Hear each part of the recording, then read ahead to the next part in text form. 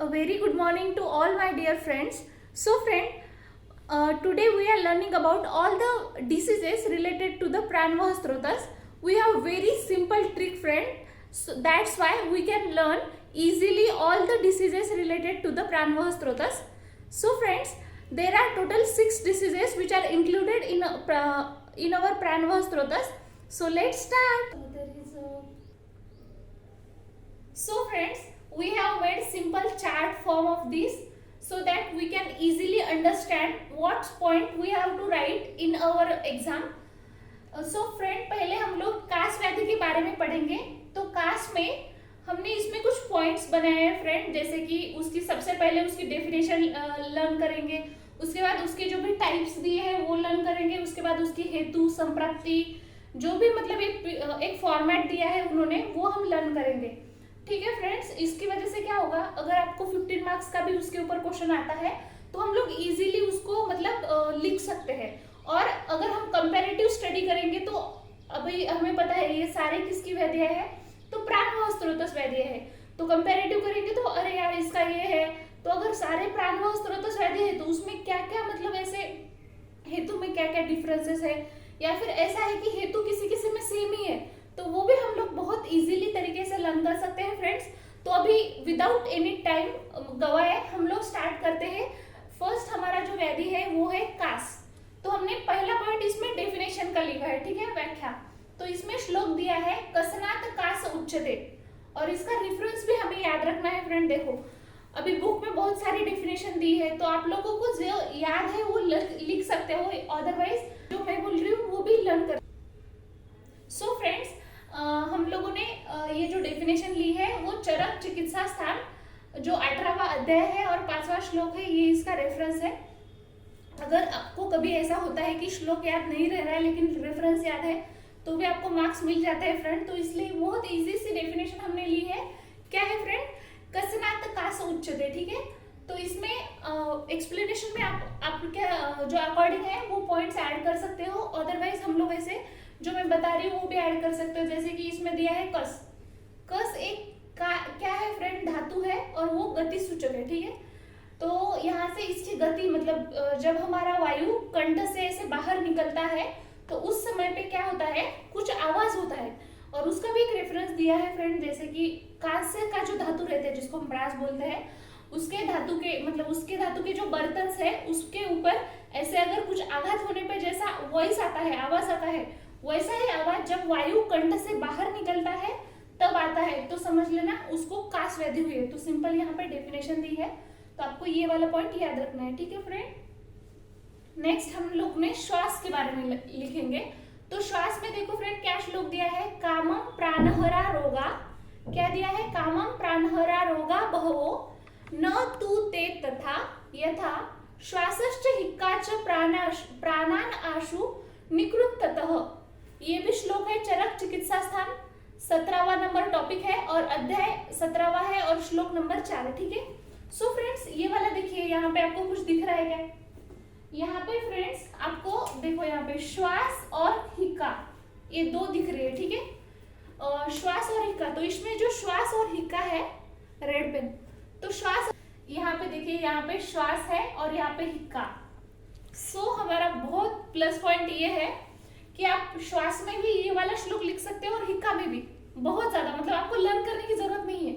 अभी 2 times learn करने की जरूरत है क्या फ्रेंड, नहीं है, क्योंकि इसमें भी श्वास दिया है, हिक्का भी, मतलब दोनों के लिए कॉमन ही श्लोक है. ठीक है, तो क्या है, सिंपली कामम प्राणहरा रोगा बहवो न तू ते तथा यथा श्वासश्च हिक्काच प्राणान आशु निकृंततः.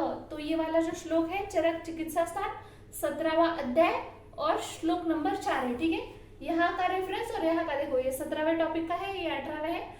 मतलब पहले तो श्वास लेना चाहिए था, लेकिन फ्रेंड क्योंकि श्वास और हिक्का का सेम है, ऐसे पढ़ सकते हैं बोल के श्वास के बाद जस्ट हमने हिक्का लिया है, इस वजह से मैंने इसको 2nd नंबर पे लिया है फ्रेंड. ठीक है, तो यहाँ पे इसकी डेफिनेशन क्या हो जाएगी फ्रेंड, कि वायु मतलब सिंपली फ्रेंड यहाँ पे कौन सा वायु लिया है वो बहुत इंपॉर्टेंट है. नॉर्मली हम वायु के 5 टाइप्स देखते हैं, तो उसमें प्राणवायु जो दिया है यहाँ पे वो प्राणवायु नहीं है फ्रेंड. जो प्राणवायु बाहर से आता है और वो नाभि में ऐसे सिचुएट हो जाता है ना, नाभि में जाके वहां पे रहता है, तो वो प्राणवायु प्राणवायु उन्होंने कंसिडर किया है। तो आपको ये अच्छे से याद रखना है, जो 5 टाइप है उसमें जो प्राणवायु है वो नहीं लिया है इन्होंने, ठीक है। तो वो प्राणवायु की जो है ऊर्ध्व गति वेग से, मतलब जोर से ऐसे जब सकष्ट, मतलब अगर बाहर जा रही है और अगर किसी को व्याधि है तो वो कष्ट से ही बाहर जाएगी ना, तो सकष्ट अतिबद्ध, मतलब बद्ध स्वरूप है उसका। बद्ध स्वरूप में आवाज, अभी यहाँ पे भी आवाज का दिया है, जैसे हमने यहाँ पे देखा था कांस्य धातु के जो बर्तन पे से आघात होता है तो उस टाइम पे जो आवाज आता है वैसे हमने कांस का देखा, ठीक है। और श्वास में दिया है कि इसमें जो लोहार रहता है ना, तो लोहार जब उसका जो भाता रहता है उसको ऐसे दबाते रहता है ना, तो मतलब जोर से ऐसे वैसे आवाज आती है, ठीक है। आपको याद रखना है कि लोहार जैसे भाता दबाता है वैसी जोर से आवाज होती है। कब आवाज होती है? जब वायु बाहर निकलता है। बाहर निकलना मतलब क्या बोलते हैं हम लोग उस प्रोसेस को? उच्छ्वास। एक बहुत इंपॉर्टेंट फ्रेंड, इसमें जो हमने अपने फर्स्ट ईयर में जो देखा था वहां पे एक शारंगधर का रेफरेंस था, देखो जैसे वायु ऐसे बाहर निकलता है तो वो उसको उपमा दी थी अलग अलग शारंगधर ने, तो उसका भी आप लिख सकते हो। बहुत सारा वो एक्सप्लेनेशन इसमें दिया है, ठीक है फ्रेंड। जिसको याद होगा उसका तो वो प्लस पॉइंट हो जाएगा, ठीक है। तो क्या है फ्रेंड इसकी डेफिनेशन देखो, कामम प्राणहरा रोगा बहो न तु ते तथा यथा श्वासश्च हिक्काच प्राणान आशु निकृंततः। ये हो गया रेफरेंस। अभी हिक्का का देखेंगे फ्रेंड्स, ठीक है। तो हिक्का का क्या है फ्रेंड? श्लोक तो वही आ जाएगा सेम टू सेम, लेकिन इसमें श्लोक तो कॉमन ही है ना, हमने देखा, तो श्लोक तो यही आ जाएगा। उसके बाद इसमें कुछ कुछ पॉइंट आपको एक्सप्लेनेशन में ऐड करने हैं, जैसे कि हिनच से सूनो। यहाँ पे देखिए फ्रेंड सब लोग, हिनच से सूनो हिनास्ति कायम, मतलब ये जो वर्ड है ना फ्रेंड, इसी से हिक्का, इस शब्द की उत्पत्ति हुई है, ठीक है। इसमें दिया है दारुण कष्टप्रद, मतलब ये जो व्याधि है दारुण है, कष्टप्रद है, ठीक है। तो यहाँ पे दी है दारुण कष्टप्रद, सद्य प्राणहर, मतलब इसमें से अलग अलग ये आए हैं। सो फ्रेंड्स, किसी मतलब जैसे अभी चरकाचार्य है, सुश्रुताचार्य है, उन्होंने हिक्का जो व्याधि है उसको दारुण कष्टप्रद सद्य प्राणहर ऐसी उपमाएं दी है, मतलब। और उसके बाद इसी डेफिनेशन हम लोग क्या लर्न कर सकते हैं फ्रेंड? श्लोक तो यही आ जाएगा, ठीक है। श्लोक में कोई डिफरेंसेस नहीं है, श्लोक तो सेम ही आ जाएगा। उसके बाद हम लोग देखेंगे कि इसमें दिया है प्राण वायु प्रतिलोम गति से हिक हिक आवाज करते हुए उदर में झटका, मतलब जैसे ही प्राण वायु रहता है वो उसकी प्रतिलोम जो गति है उसे जब ऐसे बाहर निकलता है तो उसमें एक आवाज आता है स्पेसिफिक, हिक हिक ऐसे। सबको पता है जब हमें हिचकी आती है जिसको हम हिकअप्स बोलते हैं तो आती है तो ऐसा आवाज आता है ना स्पेसिफिक, उसको हिक हिक आवाज करते हुए जो हमारा उदर रहता है उसमें ऐसे झटके, एकदम ऐसे धक्का जैसे बैठता है ना वैसे लगता है। और उसके बाद जो भी यकृत, प्लीहा और जो आंत्र रहता है वो ऐसे किसी ने मरोड़ दिया ऐसे फीलिंग आती है, ठीक है। तो सिंपली है फ्रेंड, हिक्का में आपको याद रखना है, श्लोक तो वही है, तो आपका प्लस पॉइंट है कि ये लर्न करने की जरूरत नहीं है फ्रेंड। उसके बाद हम कौन से शब्द से वो बना है, हिनच से सुन या फिर हिनस्ति कायम, वो लिखेंगे। उसके बाद जब वो बाहर जाता है कौन सा आवाज करते हुए जाता है, हिक। उसके बाद हम लोग बोलेंगे कि वो जैसे ही बाहर जाता है प्रतिलोम गति होती है उसकी, तो वहां पे जो उदर रहता है वहां पे ऐसे धक्का जैसे बैठता है वैसे लगता है। और जो भी यकृत, प्लीहा और आंत्र रहता है वहां पे किसी ने ऐसे मरोड़ दिया ऐसी फीलिंग आती है। सिंपली हिक्का का भी हो गया। अभी हम फोर्थ वाला बहुत ज्यादा इंपॉर्टेंट राजयक्ष्मा की ओर बढ़ेंगे। तो यहाँ पे श्लोक देखो फ्रेंड, अनेक रोगानुगतो, क्या है? अनेक रोगानुगतो बहुरोग पुरोगमः, क्या है फ्रेंड? बहुरोग पुरोगमः दुर्विज्ञेयो दुर्निवारः शोषो व्याधिर महाबलः। क्या बोला है? अनेक रोगा अनुगतो बहुरोगा पुरोगमः, ठीक है। दुर्विज्ञेयो दुर्निवारः शोषो व्याधिर महाबलः। तो ये भी श्लोक दिया है, सुश्रुत स्थान से दिया है। तो यहाँ पे देखिए सुश्रुत उत्तर स्थान 41 अध्याय और 3rd नंबर का श्लोक इसमें से दिया है। तो राजयक्ष्मा तो आपको सभी को पता है फ्रेंड, उसके बहुत सारे पर्याय वर्ड है, ठीक है। तो डेफिनेशन स्पेसिफिक क्या है वो मैं बताती हूँ आपको। तो इसमें शोष है, क्षय है, यक्ष्मा है और रोगराज, क्योंकि सभी व्याधियों का इसको राजा कहा जाता है, इस वजह से रोगराज भी इसका एक पर्याय वर्ड है। शोष है, क्षय है, यक्ष्मा। तो इसमें इसकी डेफिनेशन आप क्या लिख सकते हो? तो रसादी जो धातु है 7, तो उस सारे धातुओं का शोष हो जाता है इसमें, इसी वजह से इसको शोष बोलते हैं, ठीक है। और इसमें एक कहानी बताई गई है, मैं आपको कहानी बताती हूँ इसकी। जो दक्ष प्रजापति है उसको टोटल 27 कन्याएं थी, मतलब डॉटर थी उसको, कितने 27। तो उसमें क्या होता है, ये चाहता है, एक चंद्रमा राजा रहता है, तो वो चाहता है कि उसकी जो 27 कन्याएं हैं उसकी जो शादी है वो चंद्रमा के साथ हो जाए। 27 की जितने भी मतलब जितने भी लड़के हैं सभी की शादी उसके साथ। तो उसको शादी तो करनी थी, लेकिन उसको बस एक डॉटर से उससे शादी करनी थी, उसका नाम था रोहिणी। तो बस उसको रोहिणी से ही शादी करनी थी, लेकिन इसकी वजह से सबसे शादी करनी पड़ी। लेकिन कैसा रहता है, इनका बॉन्डिंग थोड़ा अच्छा था, तो वो क्या करता है कि मतलब चंद्रमा जो है रोहिणी से ज़्यादा ही अट्रैक्शन में था, तो उसके साथ ही अच्छा बर्ताव करता है ज़्यादातर। और बाकी की जो डॉटर रहती है उनको भी कंप्लेंट्स होने लगती है कि यार हमारे साथ तो ये अच्छा ही नहीं बर्ताव कर रहा है। तो उस टाइम के पे क्या होता है, वो जो रहते हैं अपने पिता मतलब दक्ष प्रजापति को ऐसे बताती है कि यार चंद्रमा जो है हमारे साथ अच्छा बिहेव नहीं कर रहा है। तो बहुत इसको गुस्सा आ जाता है, क्योंकि उसकी सारी तो डॉटर्स उसकी ही है ना।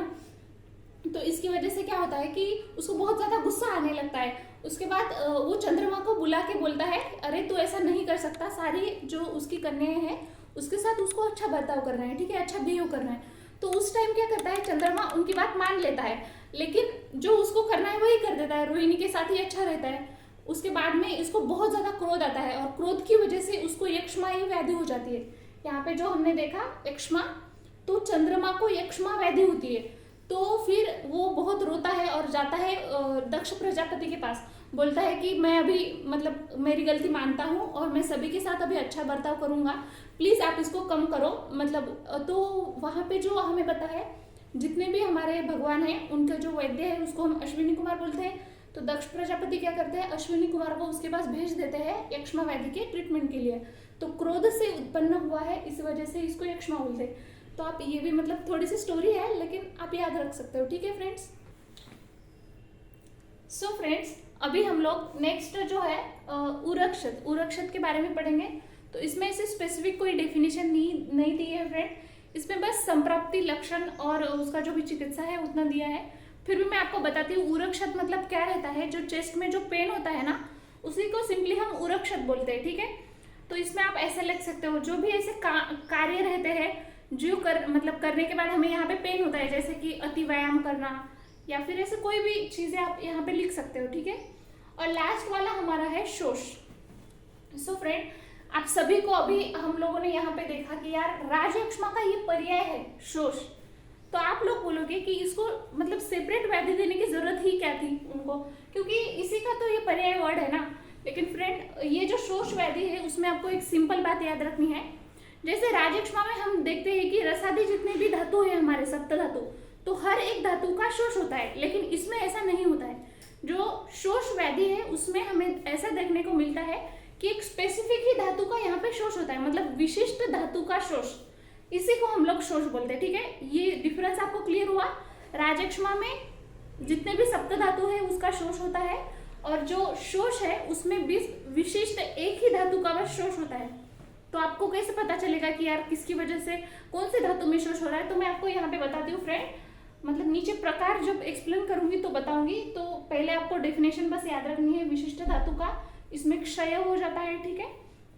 और इम्पॉर्टेंट बात, अभी दूसरा एक डिस्टिंग्विशेबल पॉइंट है, राजयक्ष्मा में हम लोग क्या देखते हैं कि स्त्रोतरोध होता है उसमें, ठीक है, स्त्रोतरोध होता है, या फिर ज्वरादि जो भी लक्षण है वो भी दिखते हैं इसमें राजयक्ष्मा में, और अग्निमांद्य भी हो जाती है। लेकिन ये तीनों भी टाइप्स है ना, तो ये इसमें नहीं दिखती है, मतलब स्त्रोतरोध भी नहीं दिखता है, अग्निमांद्य भी नहीं दिखता है, और जो भी ज्वरादि लक्षण है वो भी नहीं दिखता है। सो फ्रेंड, हमने पहले इसमें पूरे क्या देखे डेफिनेशन, पहले हमने कास देखा, उसके बाद श्वास और हिक्का, उन दोनों का श्लोक तो सेम ही था।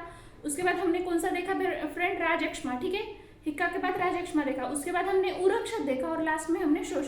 अभी हम लोग नेक्स्ट जो है टाइप्स देखेंगे, ठीक है फ्रेंड। सो फ्रेंड्स, अभी सेकेंड पॉइंट हम लोग देखेंगे उसके टाइप्स के बारे में, ठीक है। तो सबसे पहले हम लोग कास जो डिसीज है, कास व्याधि है, उसके टाइप्स देखेंगे। तो यहाँ पे फ्रेंड किसी किसी को मतलब हमेशा श्लोक लर्न होता है, जैसे टॉपर लोग, तो उनके लिए मैंने श्लोक भी यहाँ पे लिखा है फ्रेंड, जैसे कि पंचकासाः स्मृताः वात पित्त श्लेष्म क्षत क्षय क्षया योपेक्षिताः सर्वे बलिश्चो उत्तरोत्तरम। इसका मतलब क्या है मैं समझाती हूँ आपको। तो देखो, पहले तो यहाँ पे सबको दिख रहा होगा, ये जो है चरक और सुश्रुत, चरक और सुश्रुत है, उसके अकॉर्डिंग यहाँ पे मैंने टाइप्स लिखे हैं। तो चरक और सुश्रुत के अकॉर्डिंग टोटल 5 टाइप्स दिए हैं फ्रेंड, वातस, पित्तस, कफस, क्षतस और लास्ट में है क्षयस। ये जो सीक्वेंस है वो आपको मेंटेन रखना है। क्यों? क्योंकि फ्रेंड यहाँ पे बोला गया है सर्वे बलिश्च उत्तरोत्तर, मतलब जैसे हम लोग आगे आगे बढ़ेंगे तो वो बलवान होता जाएगा, समझ रहे हो सब लोग? तो उत्तरोत्तर ये जो है बलवान हो रहे हैं, मतलब ये सबसे ज्यादा बलवान ये वाला हो जाएगा, ठीक है। तो वातस, पित्तस, कफस, शतस और क्षयस ये हमें सभी को पता है। जैसे वो बलवान होता है तो उसकी साध्य सतत्व के बारे में हम को रिलेट कर सकते हैं, ठीक है। तो यहाँ पे देखो वातस, पित्तस, कफस, शतक, क्षयस किसके अकॉर्डिंग है? चरक और सुश्रुत के अकॉर्डिंग। तो इसके पास हो गए। उसके बाद हरित, कौन है सेकंड वाला? हरित। हरित जो है उसने बस 8 टाइप्स दिए हैं फ्रेंड्स। कितने? 8। तो कौन से है? पहले ये 3 तो सेम ही है, वातस, पित्तस, कफस सेम है। उसके बाद ये जो है क्षयस भी सेम ही है, लेकिन शतस के प्लेस पे उसने क्या क्या ऐड किया है देखो। पहला है उसका वातस, सभी को दिख रहा है फ्रेंड वातस। उसके बाद पित्तस है, उसके बाद कफस है, उसके बाद वात, पित्तस, कफस, मतलब कौन सा है? सन्निपातस, ठीक है। सन्निपातस एक लिखेंगे। उसके बाद वात का कॉम्बिनेशन पित्त के साथ और पित्त का कफ के साथ, लेकिन यहाँ पे एक कॉम्बिनेशन जो मिसिंग है फ्रेंड, वो कौन सा है? वात और कफ। तो आपको ये याद रखना है अच्छे से, वात और कफ इसने नहीं लिया है, ठीक है। तो देखो पहला वात, पित्त, कफ 3 लिखेंगे। उसके बाद सन्निपातस, तीनों को मिला के, फिर वात का कॉम्बिनेशन एक बार पित्त के साथ, उसके बाद कफ और पित्त का कॉम्बिनेशन, लेकिन वात का कॉम्बिनेशन कफ के साथ उन्होंने नहीं लिया है, ठीक है। तो ये हो जाएंगे। उसके बाद रक्तज, उन्होंने कौन सा लिया है? रक्तज लिया है। यहाँ पे उन्होंने शतज नहीं लिया है फ्रेंड, ठीक है, रक्तज लिया है। उसके बाद क्षयस, तो सबको याद हो जाएगा। पहला देखो फ्रेंड वातस, पित्तस, कफस। वातस, पित्तस, कफस होने के बाद उसने नेक्स्ट कौन सा दिया है? शतज और क्षयस दिया है, ठीक है। उसके बाद उन्होंने वात, पित्त, कफ ऊपर के 3 जैसे के तैसे लिखे हैं। उसके बाद शतज नहीं लिखा है, ये वाला आप उसको राउंड कर सकते हो, ये वाला हरित ने नहीं बताया है, ठीक है। उसके बाद ये वाला भी बताया है उसने, और उसके बीच में उसने तीनों का कॉम्बिनेशन वातस, पित्तस, कफस। उसके बाद वातस, पित्तस लिखा है, कफस, पित्तस, लेकिन वातस, कफस नहीं लिया है, वहां पे रक्तस और क्षयस। तो इजी है फ्रेंड, देखो श्लोक। पंचकासा स्मृता वात, पित्त, श्लेष्म, क्षत, क्षय, क्षयायोपेक्षिता सर्वे बलिश्च उत्तरोत्तर, मतलब जैसे उत्तरोत्तर जाएंगे तो वो बलवान हो रहा है, ठीक है फ्रेंड। अभी नेक्स्ट वाला जो है श्वास व्याधि के बारे में पढ़ेंगे, ठीक है फ्रेंड। तो इसमें देखिए जो श्वास व्याधि है उसके टोटल सुश्रुत ने, ये सबको दिख रहा है फ्रेंड, सुश्रुत के अकॉर्डिंग इसके 5 टाइप बताए गए हैं। कितने हैं? 5। महाश्वास, ऊर्ध्व श्वास, छिन्न श्वास, तमक श्वास और लास्ट वाला क्षुद्र श्वास। क्या क्या है फ्रेंड? महा, ऊर्ध्व, छिन्न, तमक और क्षुद्र श्वास, ठीक है। इसमें भी फ्रेंड सुश्रुत ने जो है इन्होंने मतलब उसमें कौन सा दोष प्रीडोमिनेंट कर रहा है, मतलब कौन सा दोष प्रधान है वो भी बताया है। तो सभी में कॉमन है, बस जो छिन्न श्वास है ना फ्रेंड, छिन्न श्वास, तो उसमें उसका जो टीकाकार है दलहन, तो उसने पित्त प्रधान बताया इसको, लेकिन सुश्रुत के अकॉर्डिंग ही हम पहले देखेंगे और दलहन के बाद में देखेंगे, ठीक है। तो महाश्वास को पहला जो है महाश्वास, तो उसको तीनों मतलब सन्निपातस बताया है, ऊर्ध्व को भी सन्निपातस मतलब वात, पित्त, कफ, लेकिन इसमें जो पहला वाला है पित्त वो डोमिनेंट बताया है, ठीक है। इसमें भी आपको याद रखना है, सॉरी पित्त बोला क्या मैंने, वात जो है डोमिनेंट बताया है। उसके बाद छिन्न श्वास, जैसे हम लोग छिन्न श्वास पे आते हैं, इन्होंने वात और कफ बताया, ठीक है, कौन सा कॉम्बिनेशन है? वात और कफ, लेकिन दलहन जो है उसने पित्त बताया है, ये याद रखना है आपको, ठीक है। उसके बाद तमक श्वास, तमक श्वास में इन्होंने कफ प्रधान बोला है, और जो लास्ट वाला है शुद्र में वात प्रधान। तो सिंपल है फ्रेंड, देखो सुश्रुत जो है उसने टोटल 5 टाइप दिए हैं। किसके देख रहे हैं हम लोग? ये श्वास के, ठीक है, महा, ऊर्ध्व, छिन्न, तमक और शुद्र। उसमें बस आपको ये वाले पॉइंट्स याद रखने। नेक्स्ट हम लोग देखेंगे फ्रेंड हिक्का के बारे में, ठीक है। तो हिक्का में फ्रेंड आप लोग श्लोक याद रखो, बहुत इजी है, देखो मैं आपको बताती हूँ। यहाँ पे श्लोक क्या है? अन्नजा, यमला, शुद्रा, गंभीरा, महती। तो ये जो है ना इसी टाइप ही है। पहला टाइप है अन्नजा, सेकेंड वाला है यमला, थर्ड है शुद्रा, गंभीरा और महती। क्या क्या है? अन्नजा, यमला, क्षुद्रा, गंभीरा और महती। ये 5 टाइप किसके? हिक्का के, ठीक है। और लास्ट में बस तथा लिखा है, ठीक है। उसके बाद लिखा है वायु कफेनानुगतः, वायु कफेना अनुगतः पंचहिक्का करोति ही। क्या दिखा है? पंचहिक्का करोति ही। बस ये जो श्लोक है वो माधव निदान ने बताया है, और माधव निदान और सुश्रुत इनके अकॉर्डिंग ये सेम 5 टाइप दिए हैं। बस आपको इतना याद रखना है, जो चरक है उन्होंने ये जो सेकंड वाला टाइप है यमला, तो यमला के प्लेस पे इन्होंने व्यपेता दिया है, और बाकी के सारे सेम ही है। ठीक है, अन्नजा यमला क्षुद्रा गंभीरा महती। तो कौन से टाइप है? अन्नजा यमला क्षुद्रा महती और गंभीरा, ये 5 टाइप माधव निदान और सुश्रुत के अकॉर्डिंग सेम है। लेकिन चरक ने जो है सेम ही टाइप दिए है, बस जो यमला है उसके प्लेस पे उन्होंने व्यपेता ये टाइप दिया है। ठीक है फ्रेंड, इतना ही याद रखना है। लेकिन पता है क्या फ्रेंड, किसी को मानना था कि इन्होंने जैसे यमला दिया है और व्यपेता, तो ये मतलब सेम ही है, पर ऐसा नहीं है। दोनों के जो भी सिम्टम्स है मतलब लक्षण वो पूरे अलग है, तो इसको हम सेम नहीं मान सकते। ठीक है ना फ्रेंड, मतलब ऐसा होता है ना हमारा जनरली, इसके बदले में अगर किसी ने ये दिया है तो हम लोग ऐसा समझ लेते हैं कि यार उसके सिम्टम या फिर लक्षण जो है सेम ही होंगे, पर ऐसा नहीं है, ये कम्प्लीटली अलग है, तो इसको सेम कभी मत समझना। ठीक है फ्रेंड, अभी नेक्स्ट वाला देखेंगे हम लोग राजयक्ष्मा। ठीक है, राजयक्ष्मा। तो राजयक्ष्मा में इसके जो टाइप्स है वो अलग अलग इसके अनुसार है। तो पहला यहाँ पे दिया है कारण भेद से। ठीक है, कारण भेद से, तो कारण भेद से राजयक्ष्मा के 4 टाइप से, कितने? 4। ठीक है, तो पहला है वेगावरोधज, सेकंड है क्षयज, थर्ड है साहसज और विषमाशयजन्य। ठीक है, तो 4 हो गए। कौन कौन से है? वेगावरोधज है, सेकंड क्षयज है, साहसज है और विषमाशयजन्य। पहले किसके अकॉर्डिंग हम लोग देखा फ्रेंड? तो कारण के अकॉर्डिंग। ठीक है, कारण के अकॉर्डिंग। नेक्स्ट हम लोग देखेंगे संप्राप्ति के अकॉर्डिंग। संप्राप्ति के अकॉर्डिंग 2 नहीं है, बस सिंपल। संप्राप्ति के अकॉर्डिंग अनुलोम और प्रतिलोम, अनुलोम और प्रतिलोम। और लक्षण के अकॉर्डिंग 3 है। कौन से है? त्रिरूप, षडरूप, एकादश रूप। कौन से है? त्रिरूप, षडरूप और एकादश रूप। तो सिंपल है, देखो फ्रेंड, राजयक्ष्मा जो है उसके अलग अलग भेद से टाइप दिए। पहले कारण भेद से हमने 4 देखा। कौन से थे फ्रेंड? वेगावरोधज था, क्षयज, यहाँ पे कंफ्यूज हो सकता है, कभी कभी आप शतज भी लिख सकते हो, लेकिन नहीं, क्षय ही याद रखना है वर्ड, क्षय। ठीक है, क्षयज। उसके बाद साहसज और विषमाशयजन्य। उसके बाद है संप्राप्ति के अनुसार अनुलोम, प्रतिलोम और लक्षण के अनुसार त्रिरूप, षडरूप और एकादश रूप। अभी फ्रेंड जो उरक्षत है, उरक्षत में बस एक टाइप दिया है, शतक्षय, शतक्षीण बोल के। क्या है फ्रेंड? यहाँ पे देखिए, शतक्षीण, इसका एक ही टाइप है फ्रेंड। क्या है? शतक्षीण। उसके बाद मैंने बोला था आपको ये वाला जो लास्ट शोष है, तो उसके टोटल 7 टाइप्स बताए, और वो भी कारण भेद से। ठीक है, कारण भेद से 7 टाइप। पहला देखो, व्यवाय, शोक, जरा, जरा मतलब क्या रहता है? वार्धक्य, तो उसको वार्धक्य भी लिख सकते हैं, व्यायाम है। उसके बाद अध्व है, व्रण है, उपवास।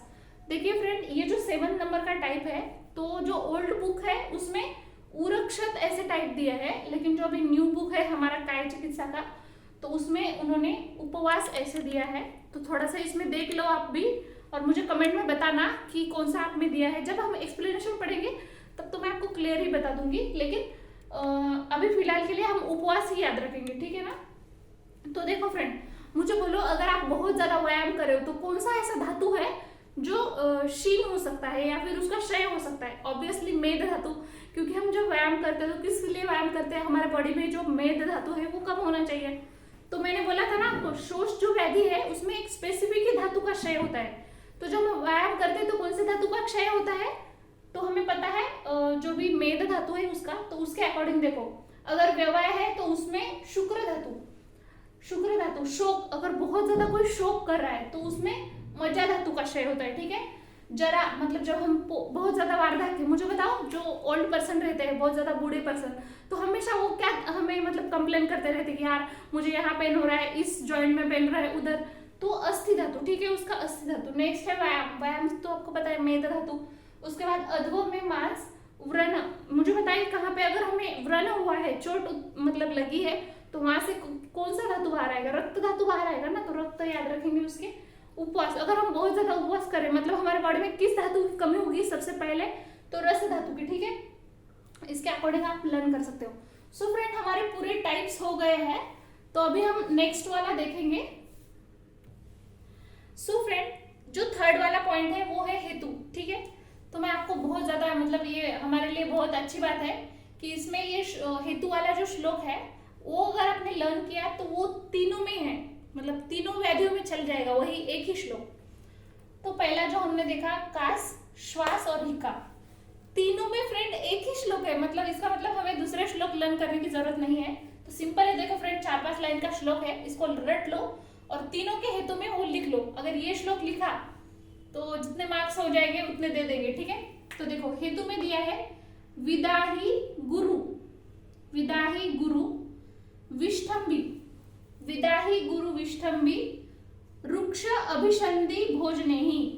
क्या बोला है? विदाही गुरु विष्ठम्बी रुक्ष अभिषंधि भोजनेहि शीतपान आसन स्थान, शीतपान आसन स्थान रजो धूम अनिलेहि, रजो धूम अनिलेहि व्यायाम कर्म भार अध्व वेग आघात आतप अपतर्पणेहि, वेग आघात अपतर्पणेहि आम दोष अभिघात स्त्री क्षय दोष प्रपीडनेहि विषमाशन अध्यशन, विषमाशन अध्यशन शनैस्तथा समशनैर अपि, समशन जिसको बोलते हैं समशनैर अपि हिक्का श्वासश्च काशश्च नृणाम समुपजायते।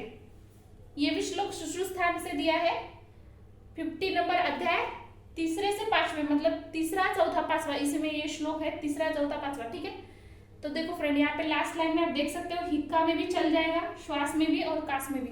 तो आपको सारे में एक ही श्लोक लर्न करना है, बहुत इजी श्लोक है फ्रेंड। अगर आपको ये इसकी मतलब लेंथ देख के अगर आपको ऐसा लग रहा है कि ये श्लोक लर्न नहीं होगा तो फ्रेंड पहले तो मुझे भी ऐसा लग रहा था, लेकिन बहुत इजी श्लोक है।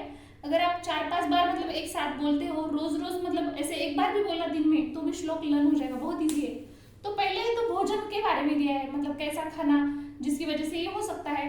तो पहला है विदाही गुरु विष्ठम्बी रुक्ष अभिषंधि भोजन नहीं करना चाहिए, जो विदाह मतलब बहुत दाह युक्त गुरु विष्ठम्बी रुक्ष अभिषंधि ऐसा भोजन नहीं करना चाहिए। उसके बाद बोला है शीतपान, मतलब ज्यादा ठंडा पीना नहीं चाहिए, या फिर आसन स्थान मतलब जहाँ पे बहुत ज्यादा ठंडी हो वहां पे ज्यादा टाइम तक नहीं बैठना चाहिए। ठीक है, रजो धूम अनिल मतलब इसका सेवन नहीं करना चाहिए, धूम का अनिल का। ठीक है, उसके बाद दिया है व्यायाम, मतलब व्यायाम करना चाहिए। हमें पता है ना कितना व्यायाम करना चाहिए, नॉर्मली हमें ऋतुचर्या में बताया गया है कि हमें अर्ध शक्ति जो है हमारी उतना ही व्यायाम करना चाहिए, उससे ज्यादा नहीं। तो अति योग हो जाएगा तो हो सकता है ना।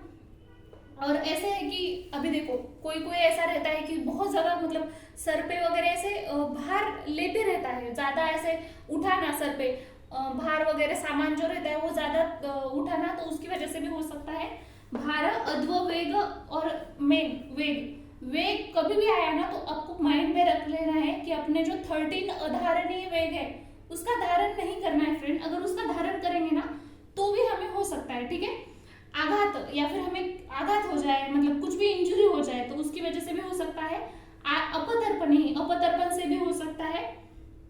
आम दोष, अगर हमारे बॉडी में आम उत्पत्ति होती है, हमें उसके रीजन तो पता ही है, तो उसकी वजह से भी हो सकता है। ठीक है, उसके बाद दिया है आम दोष अभिघात, अभिघात से भी हो सकता है, मतलब कुछ भी अभिघात वगैरह एक्सीडेंट वगैरह होता है। स्त्री, स्त्री मतलब इसमें यहाँ पे मैथुन के बारे में बोला है, अगर कोई इंसान अगर ज्यादा मैथुन कर्म करता है तो उसकी वजह से भी हो सकता है। ठीक है, क्षय दोष प्रपीडने, मतलब ये पूरा किसकी वजह से हो रहा है, हमारे बॉडी में जो भी दोष वगैरह है वो मतलब उसके क्वांटिटी से ज्यादा या फिर कम अगर होते हैं।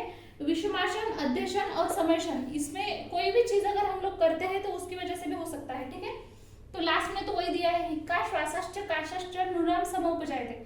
देखो यार फ्रेंड कितना इजी सा श्लोक है, अगर आपने लर्न किया ना तो ये तीनों में काम आ जाएगा आपको। अभी यहाँ पे देखो फ्रेंड, सिंपली मैंने यहाँ पे पॉइंट डिस्टिंग्विश किए हैं जिसमें आप क्या कर सकते हो फ्रेंड, वात पित्त कफ, ये जो व्याधियां है तो उसमें मतलब कौन सा दोष, सॉरी व्याधियां नहीं, वात पित्त कफ ये जो है इसके स्पेशल मैंने ऐसे मतलब उसमें कौन से वजह से वात बढ़ेगा उसकी वजह से होगा। पित्त में पित्त कौन से मतलब दोष, पित्त कब बढ़ता है हमारे ये चीजें करने से, कफ कब बढ़ता है, ये सारी चीजें यहाँ पे मैंने लिखी है। ठीक है, तो वात, पहला है वात। वात कब बढ़ेगा हमारे बॉडी में? जब हम ज्यादा से ज्यादा रुक्ष अन्न खाएंगे। शीत कषाय, अल्पाहार, बहुत कम आहार ले रहे। अति मैथुन, ज्यादा अगर मैथुन कर्म कर रहे। वेग विधारण, यहाँ पे वेग विधारण दिया है मतलब अधारणीय वेगों का धारण कर रहे। अति श्रम, इसमें दिया है देखो, अगर कोई बहुत ज्यादा मेहनत कर रहा है तो भी हो सकता है, ठीक है। सेकेंड है पित्त। पित्त तो पता ही हमें, पित्त मतलब कैसे भोजन करेंगे हम लोग, ज्यादा विदाही, तिखट, उष्ण, अम्ल, क्षार, मतलब ये जो चीजें हैं उसका अगर अति सेवन, बहुत ज्यादा सेवन किया, या फिर अग्नि नजदीक काम, मतलब कोई भी काम हम लोग करते हैं जैसे जहाँ पे बहुत ज्यादा अग्नि रहती है, ऐसे जैसे बहुत बड़ी बड़ी फैक्ट्रीज है वहां पे हम लोग काम कर रहे हैं और वहां पे बहुत ज्यादा अग्नि है, हीट के, जैसे किसी का अगर काम है और वहां पे बहुत हमेशा अग्नि रहती है ज्यादा, तो हीट जहाँ पे ज्यादा रहती है वहां पे भी हो सकता है। आतप सेवन, ज्यादा अगर धूप में हम लोग रहे तो भी हो सकता है, या फिर कोई अगर बहुत ज्यादा क्रोध करता है तो उसकी वजह से भी हमारा पित्त बढ़ सकता है। और ये सारे पित्त इसकी वजह से हमें क्या क्या हो सकता है, श्वास, कास, हिक्का, ठीक है। तो आपको जो भी फ्रेंड नॉर्मली भी पता है पित्त किस वजह से बढ़ता है वो भी आप पॉइंट इसमें ऐड कर सकते हो। नेक्स्ट है कफ। कफ वाले देखो कि किस वजह से, गुरु अन्न सेवन कर रहे हैं, अभिसंधि, मधुर, स्निग्ध, इसका अति सेवन करने से, या फिर अति निद्रा, कोई अगर बहुत ज्यादा मतलब नींद ले रहा है तो उसकी वजह से भी, मेहनत का कोई काम नहीं कर रहा है वो, मतलब हमेशा बैठ के रह रहा है तो उसकी वजह से भी हो सकता है, ठीक है। ये तीन तो नॉर्मल है यार, ठीक है। ये शतज और क्षयज, क्योंकि इसमें बस दो टाइप दिए है ना, अपने देखा, अभी हमने देखा शतज और क्षयज, इसमें जो दो टाइप्स है उसके अकॉर्डिंग मैंने लिया है। ये दोनों में नहीं आएगा क्योंकि इसमें वो टाइप नहीं है ना, तो इसमें नहीं आएंगे लास्ट वाले दो पॉइंट, बाकी ये तीनों इसी में भी आएंगे, ठीक है ना। तो शतज में क्या आएगा, अगर कोई अति व्यायाम कर रहा है या फिर अति संक्रमण, मतलब बहुत ज्यादा चल रहा है और जड़ मतलब बहुत हेवी बाहर उठा रहा है वो, उसकी वजह से भी शक्ति से अधिक, मैंने पहले बोला है कभी भी अपनी जितनी शक्ति है उससे ज्यादा काम हमें नहीं करना है, ठीक है। नेक्स्ट है क्षयज। क्षयज में क्या दिया है, क्षयज में हमें दिया है विषम। विषम भोजन का अगर कोई सेवन करता है, या फिर वेग विधारण, जो अधारणीय वेग या फिर अति मैथुन, ठीक है फ्रेंड। तो सिंपल है, देखो फ्रेंड, ये एक श्लोक अगर आपने लर्न किया तो उसकी वजह से क्या होगा, आपको तीनों में हेल्प हो जाएगी। तो अभी मुझे बार बार वो बताने की आपको जरूरत नहीं है कि यही मतलब इधर भी लाना चाहिए।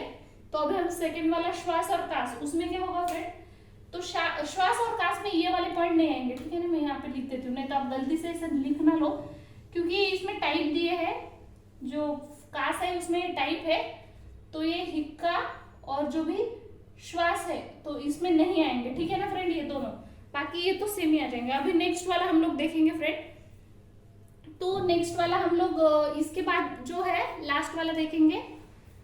इसका क्या है फ्रेंड, देखिए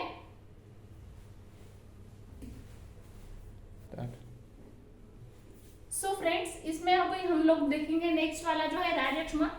तो राजक्षमा में सिंपल है फ्रेंड, हमने उसके जो टाइप्स देखे थे वही टाइप्स को ही उन्होंने मतलब एक एज अ क्या बोल सकते हैं हम लोग इसमें, मतलब टाइप्स को ही हम उन्होंने हेतु लिया है। जैसे कि हम लोग यहाँ पे वेग अवरोध जन्य, तो वेग अवरोध जन्य मतलब क्या रहता है, वेग अवरोध जिसमें वेग, अधारणीय वेग का धारण करना, तो इसमें स्पेशली उन्होंने वात, पुरुष और मूत्र सॉरी, ये तीनों का मतलब स्पेशली वेग धारण कर मतलब करने से होता है ऐसे बोला है।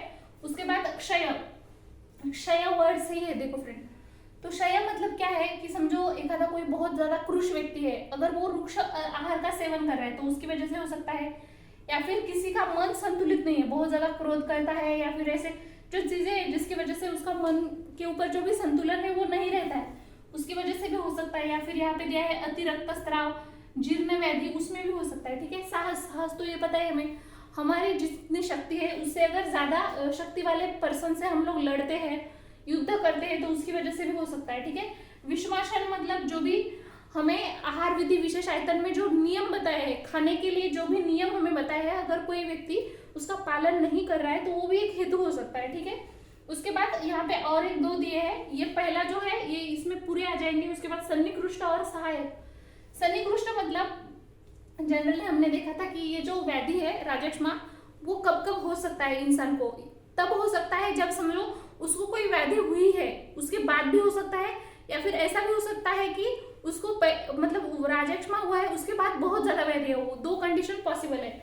तो ऐसा हो सकता है कास होने के बाद हो सकता है, ज्वर, मधुमेह, प्रसूति रोग, प्रतिशाय, ये सब मतलब हो सकते हैं, ठीक है, इनमें भी हो सकता है। मतलब ये एक हेतु की तरह काम करेंगे इसके, मतलब ये होगा तो राजक्ष्मा हो सकता है वो इंसान को, ठीक है। नेक्स्ट सहायक, सहायक मतलब अगर कोई व्यक्ति अति मैथुन कर्म कर रहा है या फिर बाल विवाह, बचपन में उसकी शादी हो गई तो उसके बाद भी इसको राजक्ष्मा हो सकता है, ठीक है फ्रेंड।